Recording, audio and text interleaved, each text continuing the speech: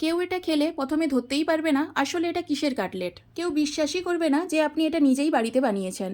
এটাই মনে করবে নিশ্চয়ই আপনি এটা রেস্টুরেন্ট থেকে আনিয়েছেন।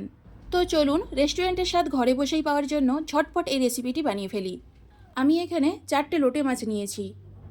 প্রথমেই লোটে মাছগুলো পরিষ্কার জলে ভালো করে ধুয়ে নিয়েছিলাম। এরপর একটা কাঁচি দিয়ে লোটে মাছের মাথা এবং পাখনাগুলো একে একে কেটে নেব। এই রেসিপিতে মাছটা ঠিক যেভাবে কাটতে হবে আর এই কাটাটা কাঁচি দিয়েই কাটতে বেশি সুবিধে হবে।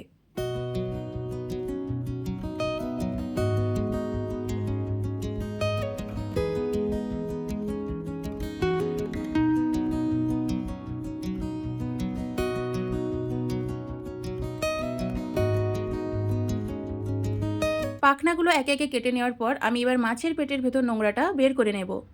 নোংরাটা বের করে নেওয়ার পর মাছটাকে পরিষ্কার জলে আরও একবার ভালো করে ধুয়ে নিতে হবে। পরিষ্কার জলে ধুয়ে নেওয়ার পর মাছটাকে পেটের দিকে মানে মাছ বরাবর লম্বা করে কেটে নিতে হবে।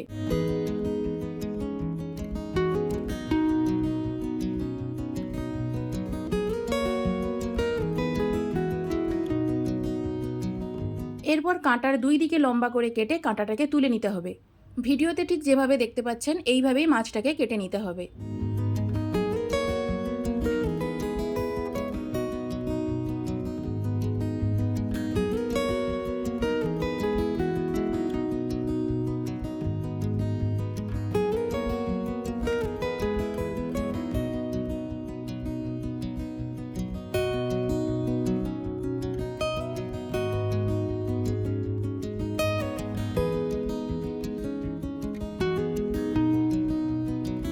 তো দেখতেই পেলেন আমি কিভাবে মাছের কাঁটাটাকে বের করে নিলাম। এইভাবেই মাছের কাঁটাটাকে বের করে নিতে হবে। এইভাবে একে একে আরও 3টে মাছের কাঁটা আমি বের করে নিয়েছি। এবার মাছগুলোকে আমি পিস পিস করে কেটে নেব। মাছের কাটলেট একটু চৌকো বড় সাইজের দেখতেই ভালো লাগে, তাই আমি মাছের পিসগুলোকে একটু বড় সাইজের করেই কেটে নিলাম।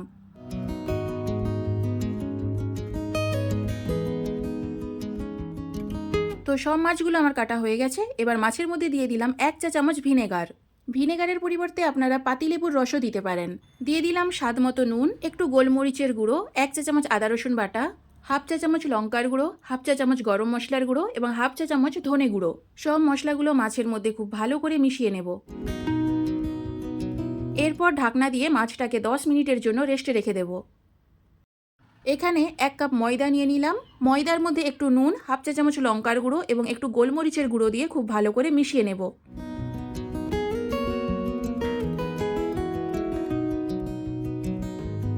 দশ মিনিট রেস্টে রাখার পর মাছের পিসগুলোকে এক একটা করে নিয়ে ওই ময়দার মধ্যে কোট করে নেব।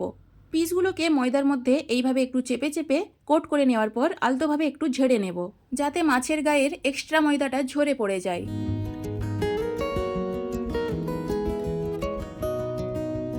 তো সব মাছগুলো একে একে কোট করা হয়ে গেছে। মাছগুলো কোট করার পর বাকি যে ময়দাটা ছিল ওই ময়দাটা একটা বাটিতে ঢেলে নেব। ময়দাটাই একটু জল দিয়ে পাতলা একটা ব্যাটার বানিয়ে নেব।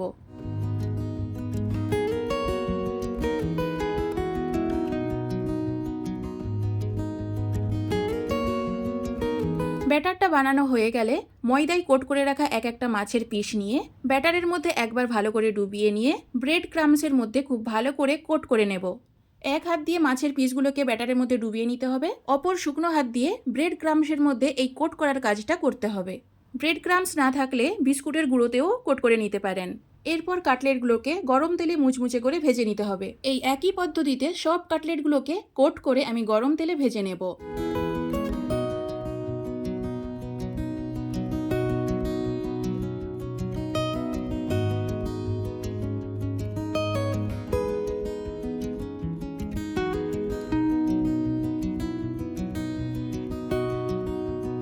অপর দিক ভেজে নেওয়ার জন্য কাটলেটগুলোকে উল্টিয়ে দেব।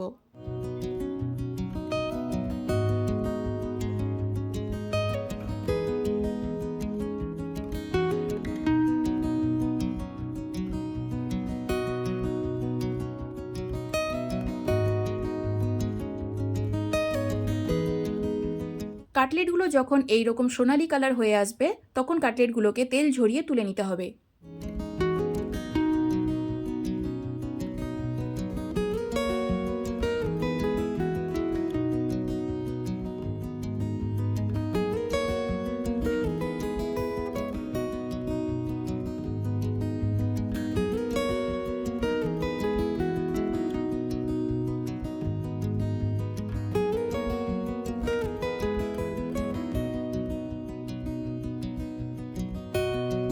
একে একে সব কাটলেটগুলো আমার ভাজা হয়ে গেছে। এবার একটু কাসুন্দি দিয়ে এটাকে পরিবেশন করব। কাটলেটগুলো যেমনি মুচমুচে হয় তেমনি খেতেও দুর্দান্ত লাগে। না জেনে খেলে প্রথমে আপনি ধরতেই পারবেন না আসলে এটা কিসের কাটলেট। রেস্টুরেন্টে যে ফিশ কাটলেটটা আমরা খেয়ে থাকি তার থেকেও বেশি মজার এই ফিশ কাটলেটটা অবশ্যই বানান, নিজে খান এবং বাড়ির সকলকে খাওয়ান। রেসিপিটি ভালো লাগলে একটা লাইক করে দিন। সকলকে দেখানোর সুযোগ করে দেওয়ার জন্য ভিডিওটিকে একবার শেয়ার করে দিন। আজ এই পর্যন্ত। ভালো থাকবেন, সুস্থ থাকবেন।